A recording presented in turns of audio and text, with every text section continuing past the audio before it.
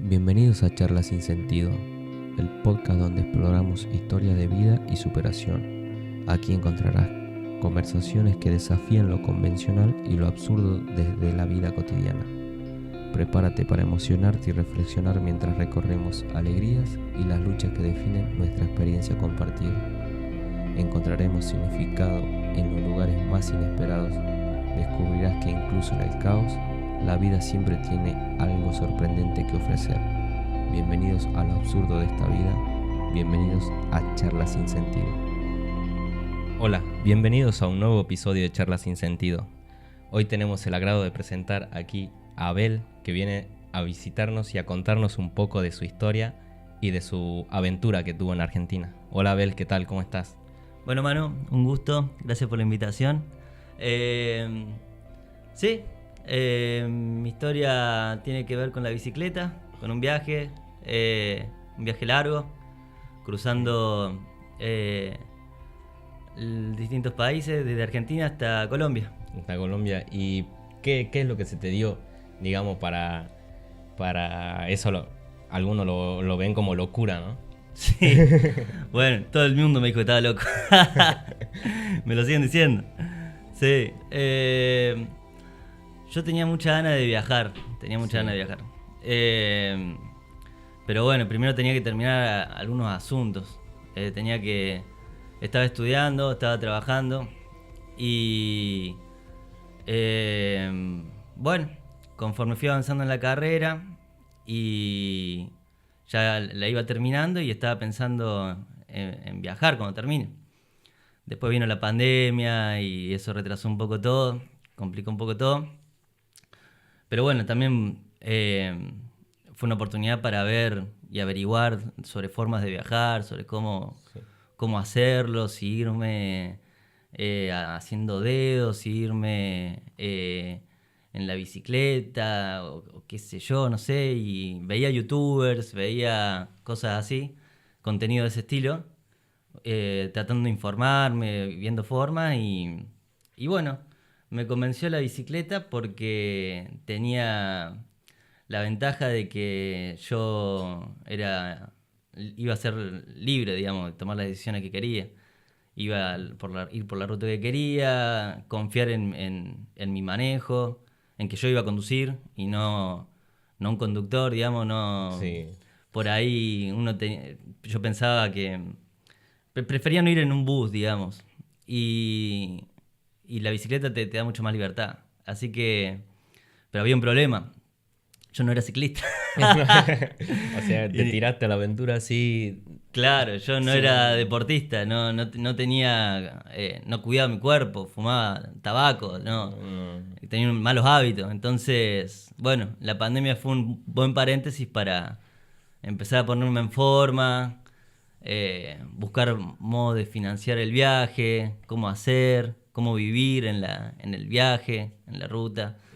Pero ¿qué era el principal inconveniente que tenías antes de tomar esa decisión de agarrar la bicicleta y dar el viaje? Y lo que me detenía un poco era los estudios. Yo quería dejar los estudios terminados, más que todo. ¿Y qué es lo que estaba estudiando en ese momento? Historia, profesorado de historia. Que por suerte lo pude terminar. Y bueno, yo sabía que quería cumplir con eso, porque si me iba de viaje no lo iba a cumplir más. Uh-huh. O iba a ser mucho más difícil retomarlo.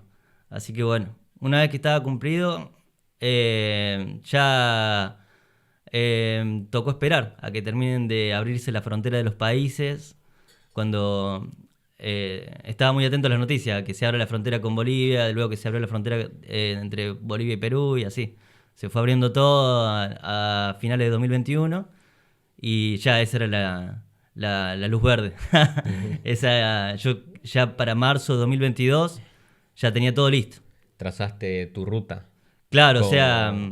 ¿Qué es lo que hiciste primero? ¿Cómo querías partir desde Córdoba? Porque sos cordobés. Desde Córdoba, sí, desde Villa Carlos Paz. Desde sí. Ahí, y directamente irte ya para el norte o atravesar alguna provincia de Argentina. Y yo sabía que quería llegar lejos. Yo sabía que quería hacerlo lo más que se pueda en bicicleta. pero no sabía cómo iba a ser el día a día. Yo salí pensando en que, bueno, digo, le dije a mi familia, quizás vuelvo en 2 semanas, quizás vuelvo en 2 meses, quizás no me animo a salir de la Argentina. No lo sé, le dije. Me gustaría llegar hasta Ecuador, les dije. Pero no sé si lo voy a lograr. Porque, bueno, yo me iba a mantener tocando la guitarra en la calle, me iba a ser artista callejero. Claro. Y yo nunca había tocado la guitarra para nadie, solo en algún asado con mi familia o con amigos, en contadas oportunidades, nunca había tocado para otro. Claro. Entonces, un conocimiento, digamos, tenía de tocar algo de acordes y eso. conocimiento básico, yo no soy tengo amigos que son músicos y yo no soy músico, no me puedo considerar, nunca compuse nada, a eso voy. Puedo interpretar algunas canciones que son muy populares y lo puedo hacer de la mejor forma posible, pero sin mucho estudio, sin mucha técnica, digamos. Sí sabía tocar unas 10, 15 canciones y entonces, bueno, era como mi herramienta para tratar de subsistir, digamos. Pero bueno, hubo que convertirse en artista callejero, digamos. Y eso fue un proceso también que se dio durante el viaje. Sí, y luego de que trazaste, digamos, tu ruta y viste de lo que ibas a, digamos, a generar algún tipo de ingreso, ¿no? Sí. ¿Qué es lo que te llevó a seleccionar la bicicleta? Y la bicicleta, bueno, que era gratis, es un vehículo muy duro, muy fiel, no se rompe para nada, o si se rompe tiene arreglo. Sí. No es un auto. Un auto necesita un repuesto, que te lo manden por ahí, es medio complicado. La bicicleta tiene muchas ventajas. Analizaste bien. Sí. Bien. En ese proceso que te contaba de la pandemia, de tratar de volverme, entre comillas, deportista, empecé a hacer kilómetros. Tenía un trabajo de medio tiempo, entonces empecé a ir en bicicleta todos los días, hacía esos 5 kilómetros del trabajo. Y después, un fin de semana que podía, trataba de hacer un poquito más. Me iba de Carlos Paz, Cosquín, ponele. Ya hacía unos 13 kilómetros, unos 30 kilómetros. Y así un día me acuerdo que me fui a dar una vuelta larga ahí por el Valle de Punilla, y de 60 kilómetros. Y no terminé tan cansado. Y dije, listo, voy a poder. Eso. Pero el tema es que ahí cuando haces los kilómetros, el kilometraje que te hacía, Sí. digamos como entrenamiento, ¿no? También tenías que tener en cuenta que tenías que sumarle la carga de que lo que ibas a llevar en todo el viaje, en toda la... Sí. Adecuaste la bicicleta a eso. Eso no lo tuve muy en cuenta, ¿no? La verdad. Se te fue presentando por el camino. Sí, eso no lo tuve en cuenta. La bicicleta que conseguí, la conseguí medio año antes de salir. O sea, en marzo salí, marzo del 22, en agosto del 21 la compré. Una bicicleta playera con cambios. O sea, no era la playera clásica que viene sin cambios. Los cambios son importantes porque para subir la cordillera sin cambios no es imposible, pero es muy difícil. Y bueno, los cambios son una ayuda. Y la compré de hierro porque en lo que estuve averiguando es más fácil si se rompe, soldarla en cualquier sitio. Si me podía comprar una bici de aluminio, de las más livianitas, pero una era más caro. Y 2, si se rompía, yo me imaginaba haciendo un camino de tierra o algo y que se quiebre el cuadro, soldarlo en un pueblo en medio de la nada era difícil. Entonces había escuchado recomendaciones en YouTube de que era mejor de hierro. Y había visto un video en YouTube de un muchacho también de Buenos Aires que se fue hasta Ecuador, que también se fue en una bicicleta muy básica, y él había dicho, si se puede hacer 1 kilómetro con la bicicleta, se pueden hacer 1000. Y ahí dije, listo, es verdad. Entonces fui y busqué el Marketplace, apareció ahí una playera y me la compré no me acuerdo si eran 8 lucas, que en ese momento creo que eran, no sé si $100 capaz, algo así. Me la compré y bueno, la fui haciendo las alforjas, viendo tutoriales, pero nunca la cargué con todo lo que había que ponerle, porque no quería hacer las maletas. Yo a mi familia no le había dicho que iba a hacer esto. Mi familia un día vio que estaban llegando paquetes de Mercado Libre, llegaban cosas, llegaron la parrilla, llegaron repuestos de bicicleta y nadie sabía que me iba de viaje. Y por eso tampoco quería cargarla, porque iban a decir que este loco se va. Claro. A mi familia le dije un mes antes nomás. Entonces, bueno, la bici con el peso y todo, la cargué un día antes de salir. Yo no sabía cómo iba a ser. Y me acuerdo que di una vuelta a la plaza que estaba enfrente de mi casa y dije, upa, está pesadita. No. Y no salí ese día. Le saqué un poco de peso y salí el día siguiente. Y ahí salí, bueno, con toda. Ahí saliste ya. Sí, sí. ¿Y cuál fue tu primera parada o cómo trazaste la ruta? Yo sabía que quería irse al norte, o sea, que quería ir a Bolivia. Así que dije, bueno, voy a ir por la 38, o sea, la ruta 38 va desde Carlos Paz, pasa por La Rioja, Catamarca y llega hasta Tucumán. Y en la capital de Tucumán termina la 38. Y en la 38 te da la opción de ir, de girar hacia la 40, en La Rioja.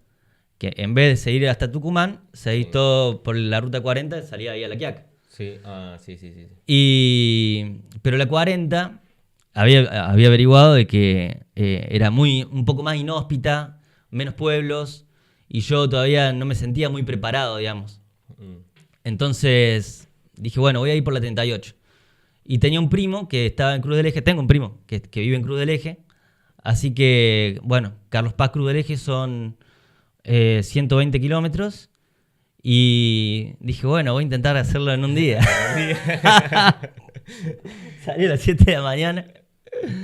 Salí y llegué a Cruz del Eje a las 9 de la noche. Ni siquiera llegué a Cruz del Eje, me quedé 5 kilómetros antes porque se me había pinchado la bici y se había hecho de noche. Y le dije a mi primo, che, estoy acá afuera de la ciudad. Me dijo, bueno, ya te mando un muchacho que te voy a ir a buscar. Y vino con uno con una camioneta. Todo en la oscuridad de la ruta. En la ruta sin luces, estaba en la oscuridad del campo. Estrella solo. Sí, se me había acabado la batería del celular.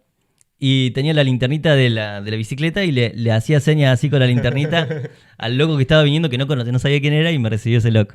Y bueno, ahí estudié lo de mi primo y mi primo estaba así. ¿Qué tenés en la cabeza? ¿Qué te pasa? Estaba así como mirando la bici, mirando todo. Y decía, ¿dónde mierda se va? Y bueno, me tuvo ahí 4 días, estuve ahí unos 3-4 días. Tenía la bici llena de pinchaduras, tenía como 10 pinchaduras. Y bueno, ahí arreglar a parchar. Y así. Después seguir todo ruta. ¿Y qué tal fueron esos primeros kilómetros? Fueron duros, sí. Fueron duros. La Rioja fue muy lindo, hermoso. Pedalear por la Argentina fue muy especial, porque es el país de uno, ¿viste? Y conocer la tierra de uno es muy lindo, muy lindo. Y de esa forma, en la bicicleta, se puede apreciar mucho más el paisaje de la ruta.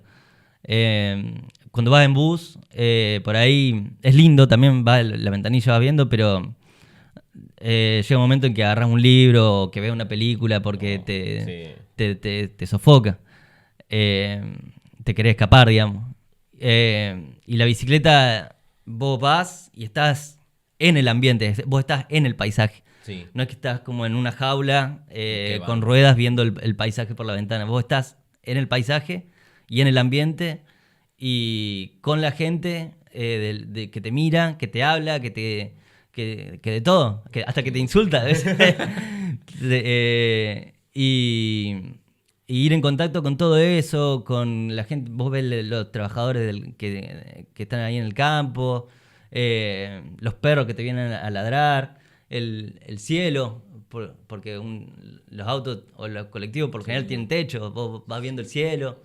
Esos primeros kilómetros lo estaba saboreando muy mucho. Y La Rioja es caliente, sobre todo en... Puta, que sí. No sabía que iba a ser tan así. Eran las 7 de la mañana y estaba en shortcito y en cuero, pedaleando. Sí. Porque no... Y el sol castiga, ¿eh? Eso no me lo esperaba tampoco para nada. Pero bueno, me gustó mucho. Pero tenía mucho miedo también. Mucho miedo. Sobre todo por los camiones. Ah, sí. Y porque las rutas en Argentina no tienen... no todas, pero la mayoría, o por lo menos la que yo transité, que es de la que puedo hablar, no tienen una banquina. O sea, después de la línea blanca de la ruta, no hay un espacio donde puedas ir en bicicleta. Claro. Entonces te tocaba ir sobre la línea blanca para no estorbar a los camiones que pasan y porque no podés ir por la banquina, no podés ir por el césped o por la tierra. Entonces me tocaba ir sobre la línea blanca y a veces los camiones... Y yo tenía un espejo retrovisor. Y yo veía que los camiones venían de atrás. Y si el camión venía... Si venía el de atrás, por lo general me pasaban. Me esquivaban un poco. El problema es si venía uno de atrás y uno de adelante, porque ahí me tocaba bajar a mí, a la banquina. Porque si no, si el de atrás me quería esquivar, se iba a cruzar al carril del frente y del frente venía un camión. Claro. Y yo no quería provocar un accidente. Y tampoco quería que me pase muy finito. Así que me tocaba bajar a la banquina. Y cuando bajaba a la banquina, estaba lleno de espinas.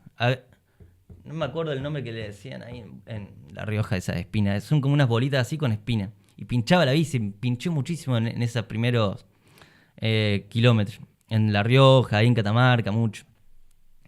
Y bueno, y con mucho miedo porque es peligroso. Claro, es peligroso. Es muy peligroso eso. Sí. Ese miedo después lo fui encontrando herramientas en el viaje también para trabajarlo, digamos. Como para que no sea un impedimento de seguir, digamos. Sí. ¿Y qué lo que más o menos te planteaba? Porque eso es algo mental, ¿no? Mentalmente te tenés que... Es mental, sí. Yo estaba muy preocupado, no me quería morir. Yo pensaba, me puedo morir haciendo esto. Y hay noticias de cicloviajeros no cicloviajeros como yo, locos que viajan con equipaje, sino ciclistas de ruta también que practican, entrenan en la ruta y los atropellan. Y no quería que me pase eso. Y yo iba a hacer muchos kilómetros y bueno... fui encontrándome hablando con la gente también, explicándole, ¿sí? La gente todo el tiempo, yo llegaba a un pueblo y me decían, se me acercaba siempre, se te acerca uno y te pregunta, hola, ¿cómo estás? ¿De dónde venís? ¿Qué haces? ¿Por qué haces esto? ¿De dónde? Sí. ¿Qué? Te sacan conversación así, charla. Entonces uno empieza a hablar y cuenta y te dice, ¿no tenés miedo? Y sí, tengo miedo, sí. Y bueno, así fui dándome cuenta de que hay que creer de que uno puede creer en sí mismo y creer en lo que uno es capaz, pero hay cosas que uno controla para evitar que le pase un daño a uno mismo, y uno puede controlar los frenos que anden, puede tener un espejo retrovisor para que ver si viene un camión, puede tener su concentración puesta en la ruta, en que no le pase nada, pero hay cosas que uno no puede manejar, que escapan a mi control. Sí. Que es que venga un borracho y me pise como un sapo. Claro. Entonces, ante eso, esas cosas que escapaban de mi control, yo no las podía manejar y bueno, alguien las maneja, o no sé, el destino, hay dos explicaciones, Sí. o el azar o el destino. Y si hay un destino, bueno, esto ya es un poco más filosófico, más existencialista, pero debe haber un Dios o algo. Entonces, uno tiene formación católica y yo empecé a pedir a Dios, digamos. Sí. Yo a la mañana empecé a agradecer,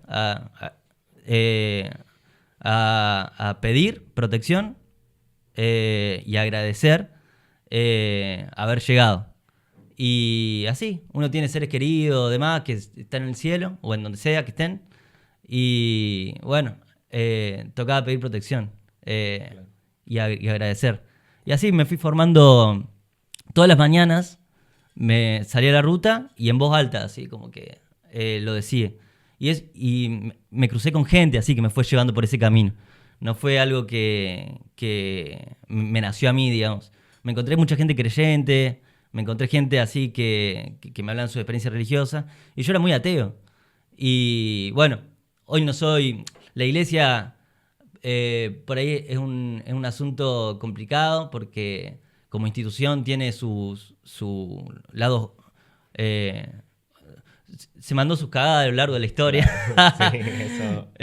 Pero las instituciones, bueno, están hechas por humanos y los humanos somos imperfectos, y por ende las instituciones son imperfectas. Claro. Y la iglesia no escapa a eso, a ser imperfecta. Pero por otro lado, bueno, uno creo que necesita creer en algo, si no el mundo no funciona. Claro, eso es lo que las personas necesitan, creer algo. Y es lo que yo creo que te va impulsando, ¿no? O Sí. vas viendo, porque me di cuenta que el humano necesita creer o pedir algo. Y como vos decís, levantarse todos los días y estar agradeciendo, agradecer, porque al final en tu aventura todos los días corrías un peligro. Bueno, todos corremos un peligro a veces sin saberlo, pero vos Tal lo cual. sabías. Sí, Vos vos sabías que la ruta es peligrosa y que va y bueno, hay mucha gente imprudente también que pueden pasar cosas. Entonces todo el tiempo estaba, o sea, te levantabas a la mañana, agradecías y protección y a seguir. Eso, sí. Eso, un tema religioso, sí, la verdad, algo creyente, ¿no? Y eso es lo que te ayudó así mentalmente, digamos, a seguir con tu camino. A conservar la calma, sí. Sí, a conservar la calma. A no ser, a perder un poco de ansiedad. Sí. Porque bueno, si la ansiedad, digamos, es como miedo, digamos, a lo que puede pasar, a lo que no puedes controlar. Sí, Y ese miedo a lo que no puedo controlar, si yo lo dejaba en manos de una entidad, de un ser que no está acá, entonces, bueno, yo confío en ese ser. Y bueno, lo dejo en sus manos y que sea lo que tenga que ser. Si me tengo que morir mañana, me muero mañana. Si tengo que seguir vivo, será por algo. Así que bueno, eso como que me dejaba tranquilo. te dejó tranquilo y pudiste seguir, digamos. Y en la ruta vos ves que la gente cree mucho. Porque Yo me hay- encontraba con santuarios del Gauchito Gil, Sí, me encontraba con cruces de gente que muere, me encontraba con eso, digamos, con que... Y me acercaba a los santuarios del Gauchito Gil y muchos eran viajeros, no viajeros como yo, sino que gente que maneja en la ruta, sí. que le pide y le agradece, digamos, porque saben el peligro que es y porque, bueno, es necesario. Y en los pueblos la gente cree muchísimo más que las ciudades, creo. No sé, capaz que es una percepción individual, digamos, pero en los pueblos, en las zonas más rurales, la gente cree muchísimo más que en las ciudades. Y me tocó ir a pueblitos chiquitos. Me acuerdo uno en Salta. Salta se cree muchísimo, Sí. muy católico. Sí, Salto es muy católico en el sentido porque ahí se hace procesiones de la Virgen del Sí. Milagro y todas esas cosas y bueno, la historia, bueno, ya es otra cosa, ¿no? La historia de un terremoto y sacaron a la Virgen y todo eso, en Salta se cree muchísimo, sí, eso es verdad. Así que ahí te tocó... Y ahí me encontré en un pueblito de Salta con una mujer de 86 años que me recibió en su casa. La gente te recibía así por la ruta. Sí, yo entré a ese pueblito porque dije, bueno, hoy voy a dormir acá en este pueblito. Un pueblito, ni siquiera era pueblo, eran 50 casas como mucho en ese lugar. Y una plaza. Y llegué y me quedo así en la entrada del pueblo viendo. Había unos chanchos caminando por la calle. Y una señora que estaba ahí sentada, estaba sentada en la reposera afuera y me ve y me dice, mi hijo, ¿cómo anda? Me dice. Y le digo, hola señora, ¿cómo está? Y me dice, venga a comer. Y le digo, ¿cómo le va, señor? Le trato de sacar charla porque estaba dándome cuenta de que me estaba confundiendo con alguien. Ah, Entonces le digo, mire que yo no soy la persona que usted cree. Y me dice, Bueno, venga igual, venga igual. Necesito compañía. Sí, y entré a comer a la casa de la señora y me sirvió un estofado así con gaseosa, todo. Y ella me contaba su historia, que tenía 9 hijos, que había sido huérfana, que le habían amamantado una yegua cuando era chiquita, así, historia rural, así. Me contó su vida. Después me fui a jugar al fútbol con su nieto y era Semana Santa. Y a la noche me dice, bueno, vamos a misa. Así que fuimos al Jueves de Ramos. Paga el plato, vamos a misa. Sí. ¿Y cómo le iba a decir que no? ¿Cómo le iba a decir que no vaya a misa? Así que, bueno, y mi abuela me ha dicho, hacé bendecir la bici si te va. Así que aproveché y hice bendecir la bici ahí con el cura del pueblo. Pero bueno, así situaciones, Claro. la ruta y el mundo rural me iba llevando como por ese lado, digamos, Sí. de las creencias y demás. Bueno, lo usé, digamos, me sirvió. ¿Y ya cuando pasaste a Argentina, fuiste para Bolivia? ¿O para dónde fuiste? Sí, llegué, o sea, fui cruzando Argentina y al principio la ruta era muy solo el viaje, era mucho solo, no conocía a otros que estén haciendo lo mismo que yo. Porque esa ruta, la 38, que la continué todo por Tucumán, todo por cruzando luego hacia Salta y demás, por la 9, desde Tucumán hasta a Jujuy por la 9, es muy, muy de camiones, mucho tránsito, entonces no habían viajeros. Y en el norte argentino, ya ahí en la parte de Tilcar y demás, que es más bohemio, ahí me conocí con otros viajeros, esa parte fue un poco más linda también.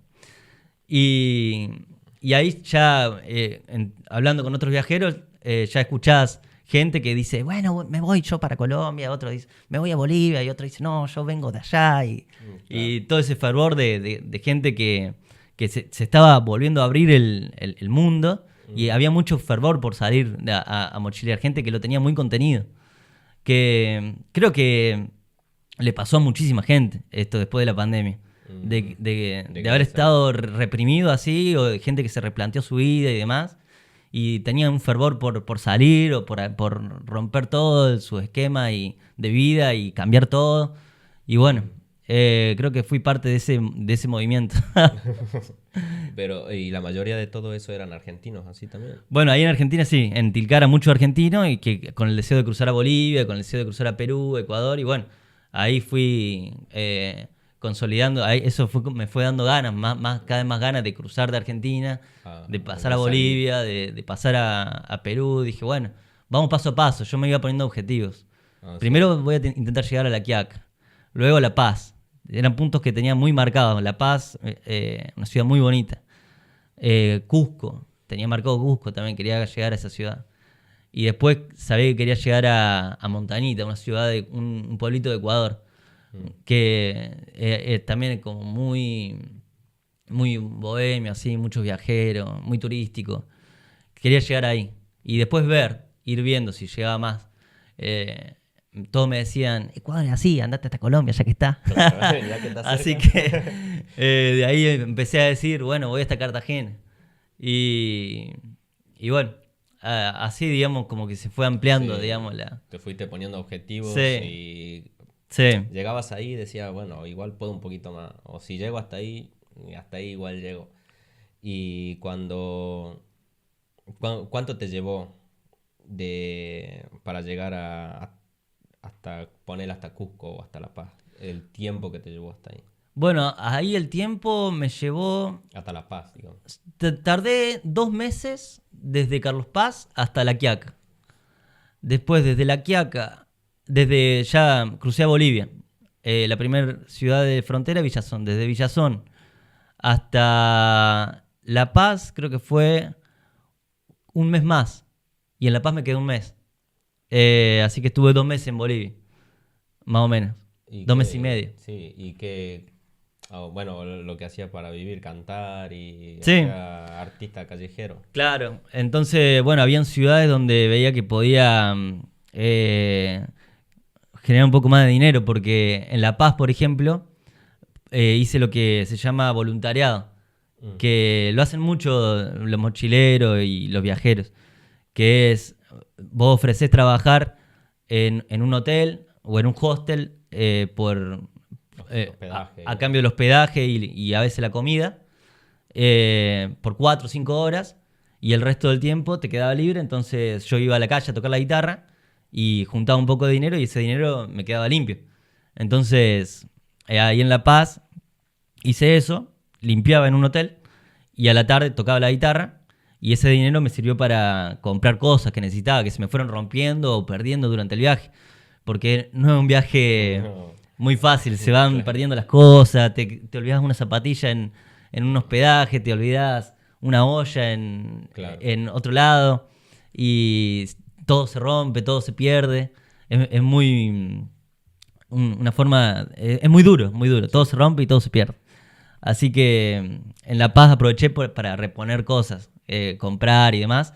Y conocí a alguien muy especial, así que también me quedé ahí un poquito más por eso. Te quedaste más tiempo ahí. Y con esto, bueno, y tenías todo el tiempo comunicado con tu familia, supongo, también. Sí, WhatsApp todos los días. ¿Dónde andás, loco? Sí, WhatsApp todos los días con mi vieja principalmente, que tenía muchísimo miedo, que se había enojado muchísimo conmigo, pero que después lo fue comprendiendo un poco mejor. Claro. Hola, ma. Que después lo fue comprendiendo un poco mejor. Y con mi viejo también, mis hermanos, mi hermana. Y el núcleo duro de la familia, que para mí es muy importante. Claro. Y después con amigos, sí, también. Y amigos y demás que te alientan, que me alentaban, que me decían, seguí, loco, seguí. Mirá por dónde vas, seguí. Sí, ya está en el baile. ¿No? Claro, sí, eso sí, era muy lindo. Y yo iba compartiendo también por Instagram, iba mostrando las cosas que me parecían interesantes, las cosas que me gustaban, como para hacer a la gente que viaje un poco a través de mí también, Claro, digamos, como tenga para mostrar otras culturas. Una inspiración, digamos, que sea... Sí. Para mostrar culturas, me interesaba mostrar realidades, me interesaba mostrar todo eso y bueno, trataba de hacerlo lo mejor que podía. Me gustaba, lo disfrutaba incluso. Iba yo por la ruta pensando, wow, esto será interesante para mostrarlo, ¿no? Trataba de generar contenido. Sí. Así. Trataba de generar contenido. No para vivir de eso, porque tenía un Samsung J2 que no... Sacaba lo que podía. Sí, no, se me apagaba cada rato, no tenía un buen celular, no tenía computadora ni nada, entonces no era para vivir de eso, era solamente para mostrar por amor al arte, Sí, para comunicar. Y de ahí, desde Bolivia, ya tu siguiente objetivo, ¿cuál fue? Y el siguiente objetivo era cruzar a Cusco. Y de ahí, bueno, en Copacabana, es una ciudad de Bolivia, es un pueblito de Bolivia que está sobre el lago Titicaca. Y ahí había muchos argentinos que estaban viajando, estaban haciendo voluntariados también y demás. Entonces había un clima muy lindo y ahí me conocí con otro argentino que también estaba viajando en bicicleta, con dos que estaban viajando en bicicleta. Y bueno, con uno de ellos me crucé desde Copacabana hasta Cusco, que son unos 500 kilómetros, más o menos. O 700 por ahí, no sé. Y era ya cruzar al Perú y bueno, otro país. Pero era igual la misma cultura. Una cultura muy parecida. Desde Jujuy hasta Quito, los Andes, es una cultura muy parecida. La cultura andina es igual en el altiplano boliviano. Claro, no es igual, pero tiene... Sí, hay una base ahí. Hay una base, de ahí surge. Claro, sí. Bueno, y cada uno ya por su lado. Sí, cada uno le agrega lo suyo, digamos, sí. Pero hay algo que, bueno, la historia, digamos, se puede ver un poco en la historia, que es el imperio inca, digamos, se expandió por toda esa parte y dejó una huella profunda. Y hay comunidades que no pudieron ser ocupadas por el imperio inca. El imperio inca negociaba con ellas, como los aymara de Bolivia, digamos, u otras. Pero la marca, esa huella es muy, muy fuerte, se ve mucho, entonces la cultura es muy similar. Y por eso cuando pasé de Bolivia a Perú era como casi lo mismo. Y hasta Cusco igual, digamos, y bueno, con Fernando cruzamos y era la primera vez que hacía tanta altura. había llegado a los 3.600 creo en Jujuy, pero en Perú llegué ahí a los 4.300 para llegar a Cusco. Sí, casi. Y después saliendo de Cusco, yéndome para la costa peruana, también ahí llegué a los 4.800. Ahí ya estaba. Habían un par de llamitas nomás. Cada pedaleada y te falta una oxígeno a full ahí, ¿no? Sí, no, el cuerpo se va acostumbrando, pero cuando rompes una barrera sobre la altura, cuando pasás de 4.000 a 4.500, lo sentís. Sí. Y de 4.500 a 4.800 lo sentís más. Pero no es imposible. Y era muy lindo disfrutar, se disfrutaba muchísimo. Pedaleando una subida, haciendo de a poco la ruta, viendo las cosas cada vez más abajo, porque la ruta a veces pasa por acantilado así, y vos ves que el pueblito por el que pasaste se va haciendo cada vez más chiquito así, y eso es una sensación muy placentera y es muy lindo, muy lindo. Ya me imagino. Sí. Y la altura, porque al final ahí, a esa altura, supongo que hay pueblos, ¿no? Pequeñitos y chiquititos así. Pero Sí. además se ve, como decir, llamas o todo. Inhóspito, muy inhóspito. Sí. La cordillera casi pelada, solamente con alguna casita de adobe, donde viven algunos campesinos nomás. Algún cultivo de papa, alguna llamita, y las nubes que haces así y las tocás, casi. Sí. Y de ahí ya bajaste para Ecuador. De ahí de la zona esa de la cordillera peruana, ya ahí bajé hacia la costa peruana. Que, en la cordillera peruana adopté un gato. Te llevaste un gato. Sí. La locura se iba sumando. Sí, porque dije, bueno, esto está en modo fácil. Vamos a ponerle más dificultad. Todo de bajada. Llevemos un gato. Sí. No, fui a una tienda a comprar y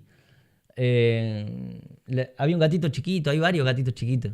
Y los animales en zonas rurales a veces son muy castigados. Sí. No, a veces los ves medio flacos, ¿viste? Te da cosa. No era el caso de este. Este era muy chiquitito todavía. Y la señora me lo ofreció. Le digo, ¿qué gatito chiquito? Le digo, me dice, sí, ¿te lo quiero llevar? Me dice. Y él sabía que yo andaba en bici. Y le digo, bueno, me lo llevo. Vamos a ver. Y me dio una caja de galletitas, una caja de cartón y lo puse en el manubrio de la bicicleta. El gatito tenía 2 meses, era chiquitito, entonces lo puse ahí adentro, le hice un arnés con una soga que tenía y vi que se quedó tranquilo ahí en la caja. Y bueno, los gatos son animales que duermen unas 8 o 9 horas por día. Entonces más o menos con el gato nos fuimos armando nuestra rutina. Y yo pedaleaba unas 5 o 6 horas por día. Y él pedaleaba la otra hora. Sí, nos turnábamos. Y él dormía. Durante la pedaleada él dormía por lo general. Y después terminaba la pedaleada y yo lo despertaba y él se levantaba y estábamos así en un pueblo o en alguna ciudad distinta. Y a veces me lo ponía en el hombro mientras andaba en la bicicleta. A veces lo ponía en la caja. Yo en la caja se la tapaba, tenía como un techito la caja, que era una toalla agarrada con broche de colgar la ropa. Y le sacaba, le ponía la toalla de techito y después se la sacaba y llegaba a un pueblo y el gato se asomaba por la caja y la gente del pueblo miraba así, como que no entendía nada. Y después en la plaza lo soltaba así, lo tenía un poco más, iba trepaba un árbol o bajaba y después nos metíamos en la carpa, dormíamos en la carpa y así, digamos.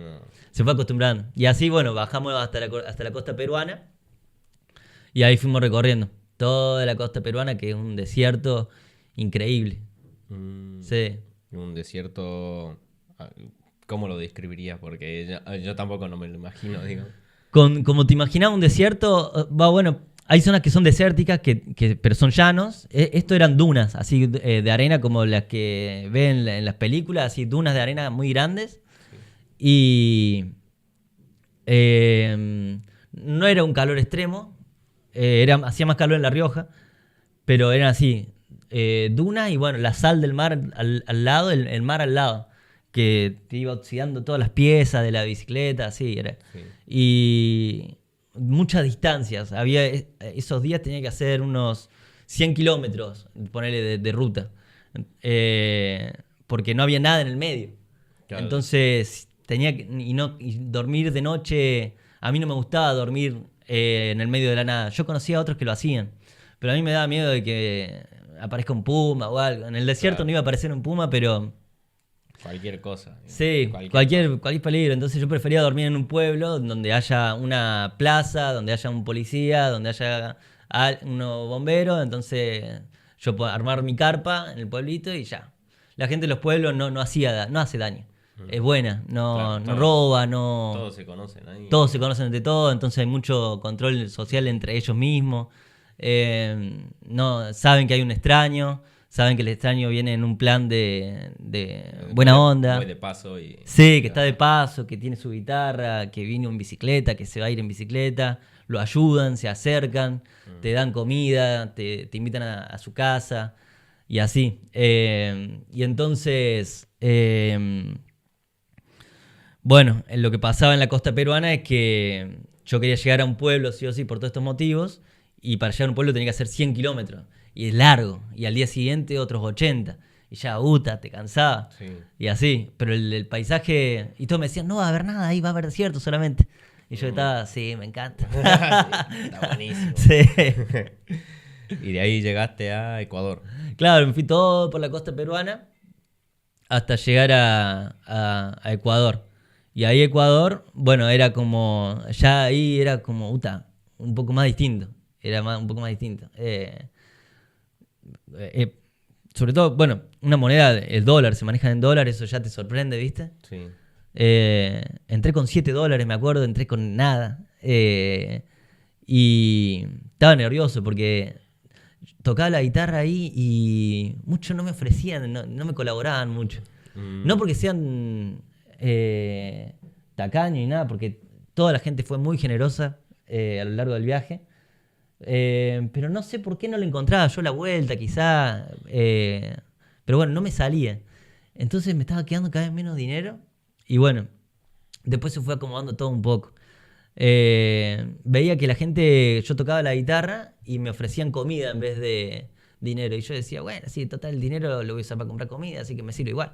Sí. Así que bueno, iba así, con comida nomás del día a día. A veces me regalaban comida y yo la guardaba en la alforja y yo sabía más o menos que si no pasaba más de 12 horas la podía comer. Que después de las 12 horas ya agarraba un olor feo. Así que bueno, así la comía y demás. Y bueno, fui ahí encontrándole la vuelta. Pasé por la primera ciudad grande que pasé ahí en Ecuador, es Guayaquil, que bueno, recientemente hubo problemas entre bandas, hubo un problema muy fuerte entre bandas, viste que salió en la tele. Sí. Que se habían tomado un canal de televisión. Bueno, había un clima violento y ya se vivía. Yo pasé 2 años atrás, hace 2 años, y ya se vivía ese clima violento. Del miedo de la gente. Me tocó dormir no en Guayaquil, sino en un pueblo de las afueras. Ahí dormí en una casa de motociclistas. Los motociclistas también viajan mucho, hacen rutas largas y tienen redes así de ayuda mutua. Entonces se reciben entre ellos, en un club de motociclistas, y reciben motociclistas. Los que viajamos en bicicleta también tenemos esa red así de casas donde nos apoyamos y demás, pero no está tan extendida como la de ellos. Y los motociclistas también forman clubes, viste, que saben andar con las chaquetas negras, o con motos buenas, y hacen clubes así, a veces hacen cosas solidarias, o muchos se referencian también en bandas estadounidenses, grupos así de motociclistas estadounidenses famosos, digamos, quieren emularlos así. Y bueno, ahí en la afuera de Guayaquil, en Durán, dormí en la casa de unos motociclistas que tenían todo muy institucionalizado, tenían una red que se llamaba Los Bacallas. Tenían la sede central, le decían ellos, ahí en Durán, y después tenían las delegaciones, y tenían en todo Ecuador, tenían en Colombia, en Perú, hasta Bolivia llegaba. Al final se habían expandido muchísimo. Sí. Y ahí estaba el presidente de los Durán y bueno, me tocó presenciar una asamblea de motociclistas en donde Con la bicicleta. Sí. Y yo estaba ahí como escuchando todo. Estaban tomando decisiones así sobre cómo manejar la red y demás. Cosas locas así que uno iba viviendo. Y bueno, ahí me acuerdo que vi mucho el miedo que tenían ellos a la ciudad y además y eso me sorprendió. Y bueno, las ciudades grandes de Latinoamérica, la mayoría vive mucha desigualdad y mucha violencia. Y ya genera el miedo en la gente. Sí, también. Pero bueno, como te decía también, los pueblos son más pacíficos. Sí. Y eso queda a veces medio olvidado. La gente se concentra mucho en las ciudades porque hay más dinero y hay más trabajo, pero en los pueblos a veces hay menos dinero, pero hay más calidad de vida. Hay más tranquilidad, más cosas que uno está buscando en la ciudad y que no la va a encontrar capaz. Claro, eso es verdad que no encontrar eso en la ciudad, porque en la ciudad uno vive bastante estresado.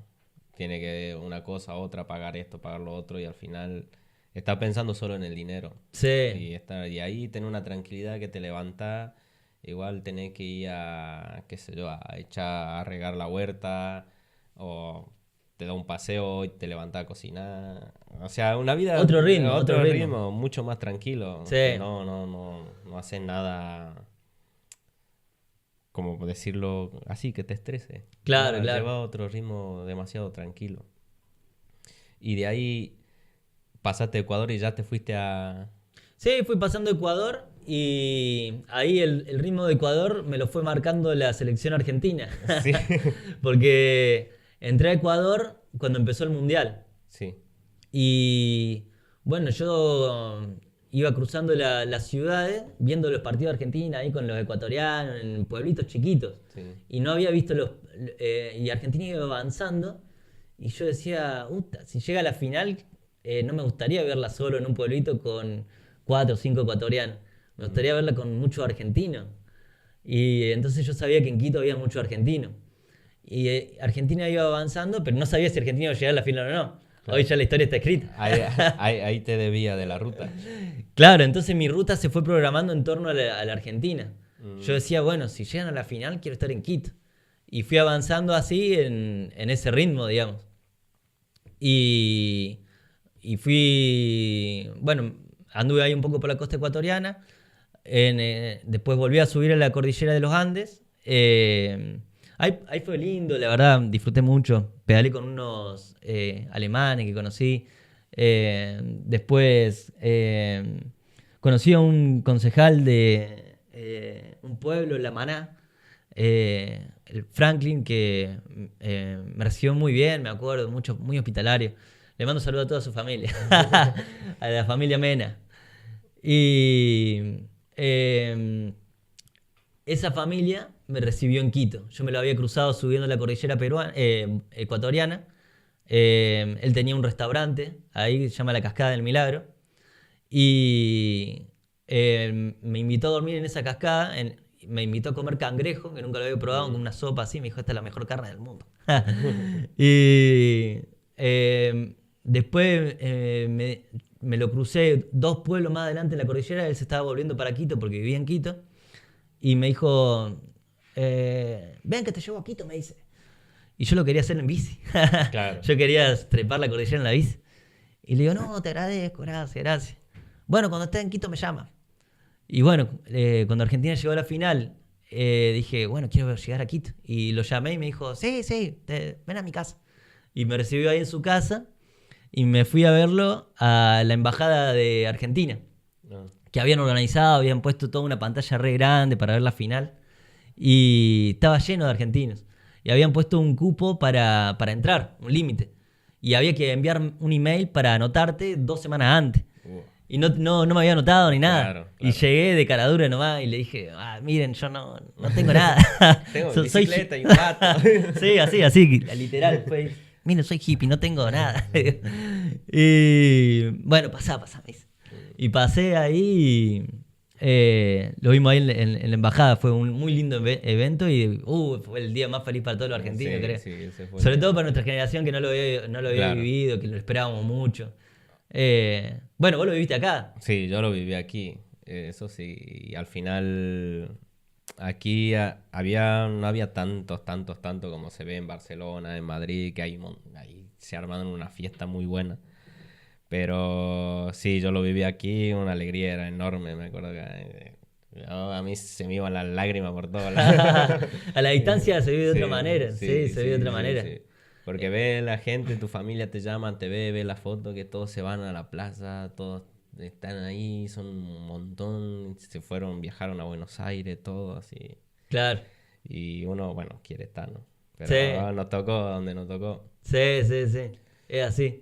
Y Y ahí después ya que acabó esto, volviste a trazar tu ruta. sí, Ya sí. directo a Y ahí, Colombia. bueno, ya rumbo a Colombia, cruzar Colombia de punta a punta.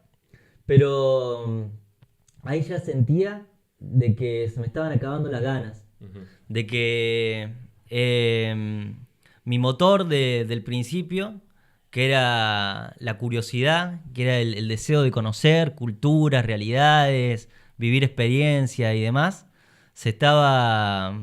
ya está, ese apetito, mejor dicho, ya estaba casi satisfecho. Quedaba el último bocado. Ya estaba realizado. Sí. Eso, tal cual.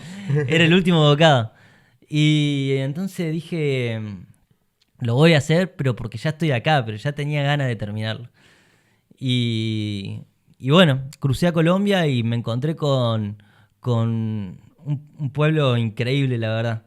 Todos los pueblos son increíbles, todo, o sea, toda Latinoamérica, la gente muy, muy solidaria. Y en realidad lo estoy limitando a Latinoamérica, pero en todo el mundo hay gente buena. Y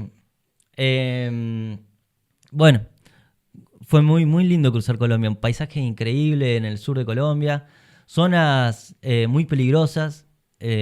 Zonas medianamente peligrosas.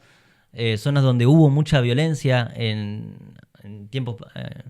en un pasado relativamente reciente. Y, y eso, transitarlo con mucho cuidado, con mucha atención. Y bueno, con muchas ganas también de terminarlo, también. Sí. Pero me encontré con gente increíble, la verdad que le estoy muy agradecido en Colombia también.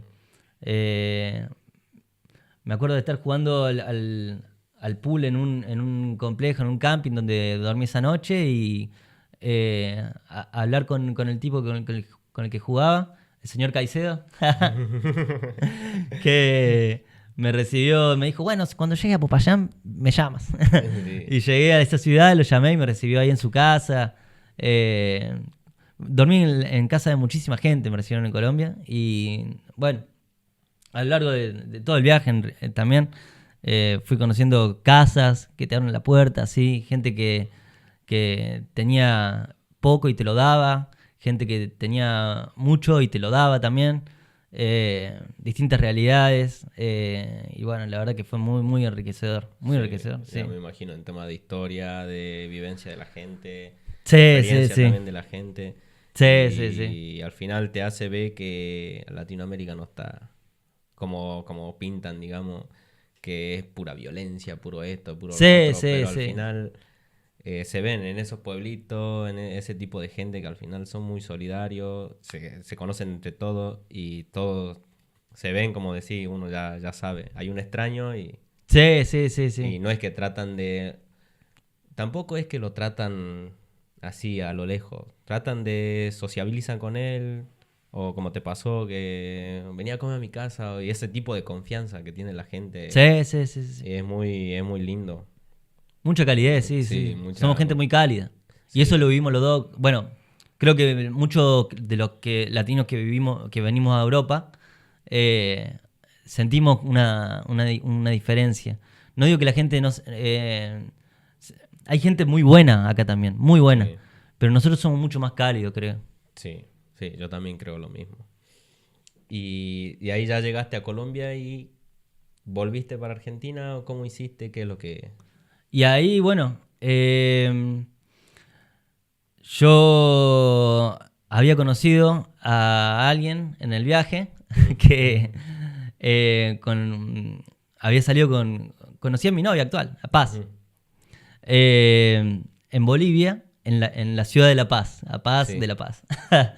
Y con ella fui creando una relación, Claro. un vínculo muy importante. Fue un apoyo muy grande también para el día a día. Manteníamos una relación a distancia que yo me sentía acompañado con ella. A pesar de que estábamos por WhatsApp, yo llegaba a un pueblo y le hablaba a ella y a mi familia. Pero bueno, yo le dije voy hasta Colombia y vuelvo. Sí. Vuelvo a Bolivia. Claro. Voy y vuelvo, ya vengo. Voy y vuelvo. Y ella me dijo, ya, está bien. Y al final yo llegué a Colombia, pero ella no estaba más en Bolivia. Ella se había venido para España. Se vino para Bilbao a trabajar. Entonces, bueno. A comprar el barco. A hacer dedo a algún barco, un velero. Entonces, bueno, ella me invitó a ir para allá.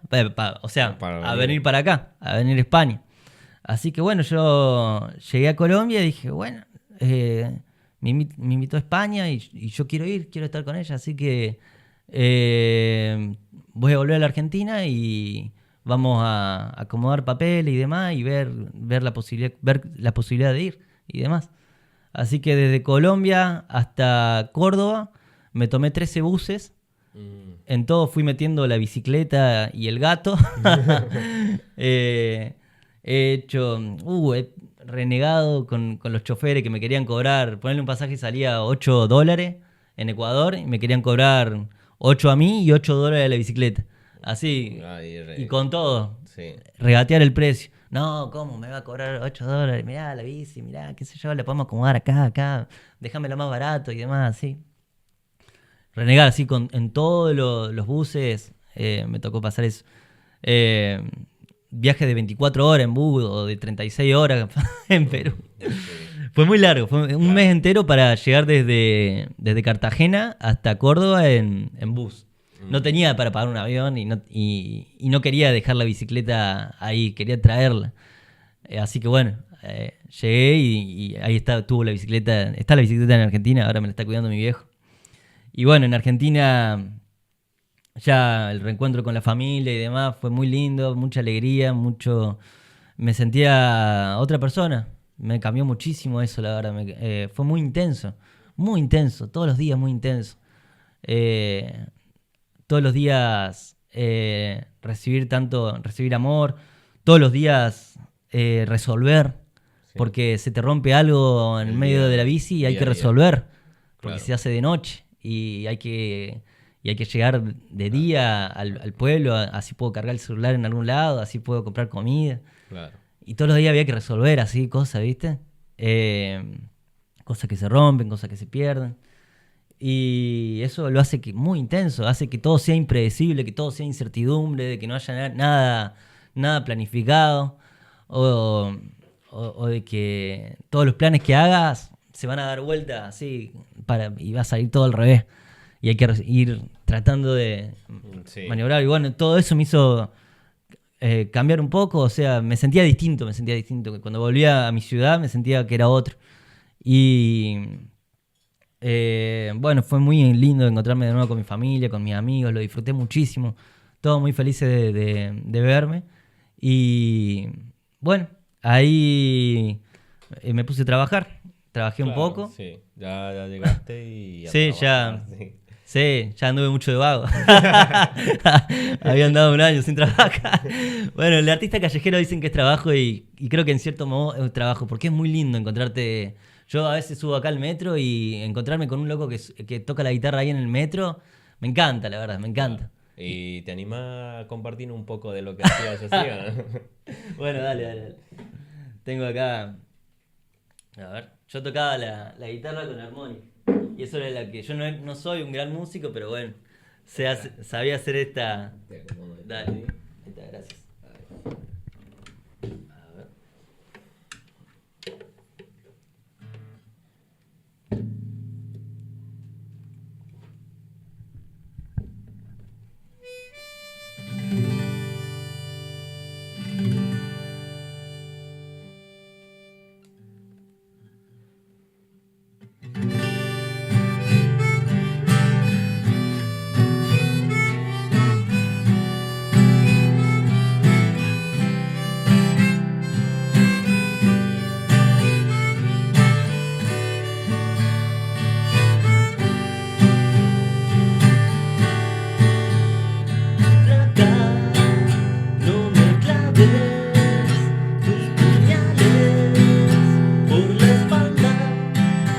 tan profundo, no me duele, no me hace mal. Lejos en el centro de la tierra, las raíces del amor, donde estaba, quedará.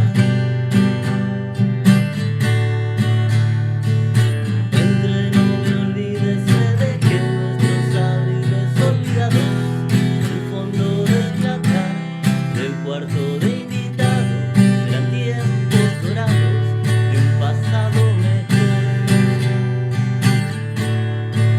Y aunque casi me equivoco y te digo poco a poco, no me mientas, no me digas la verdad, no te quedes callada, no levantes la voz, me pidas perdón.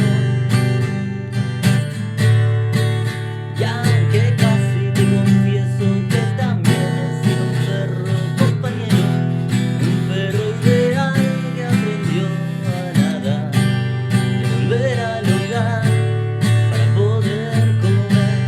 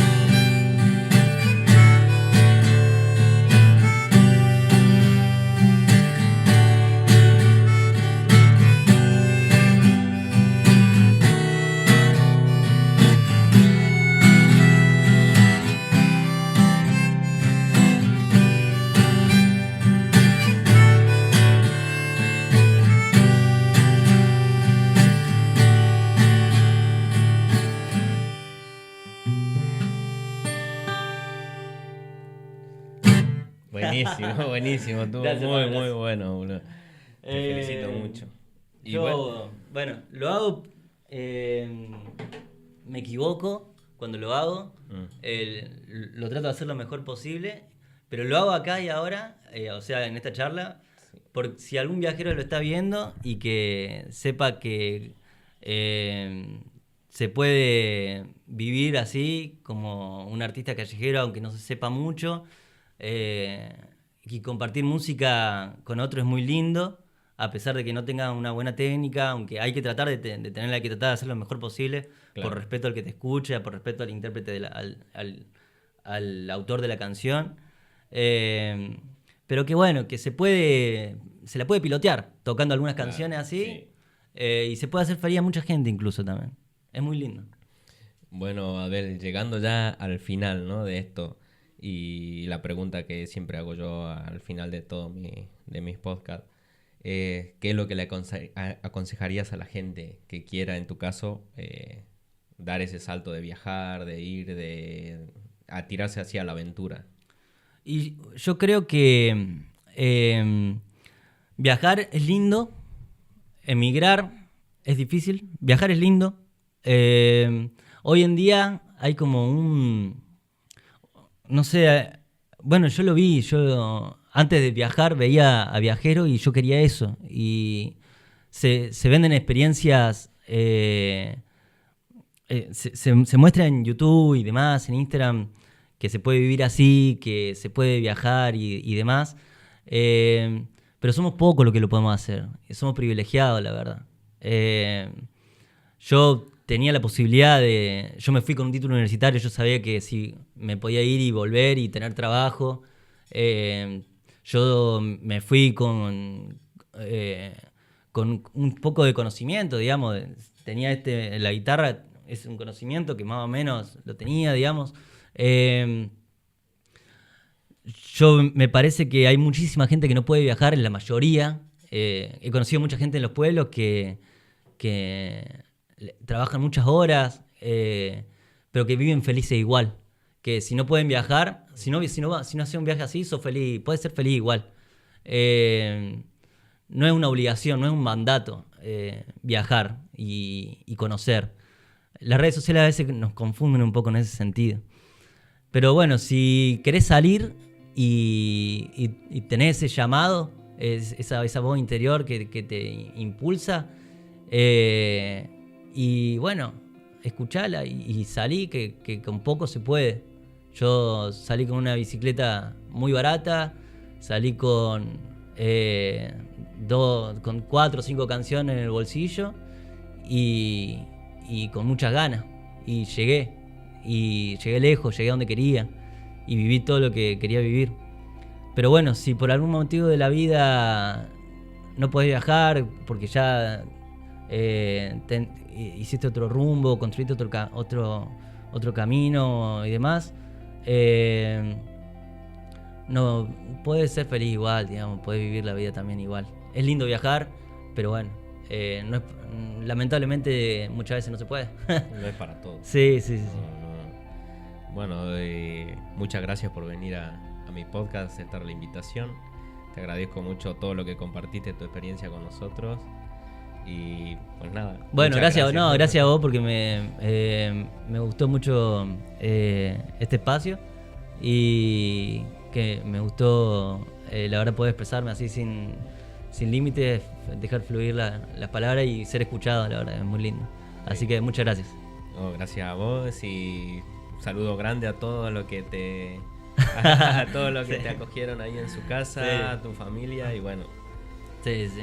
Maravillosa tu historia, Dale. te felicito. Bueno, gracias, muchísimas gracias. Bueno, estamos en otro episodio. Muchas gracias.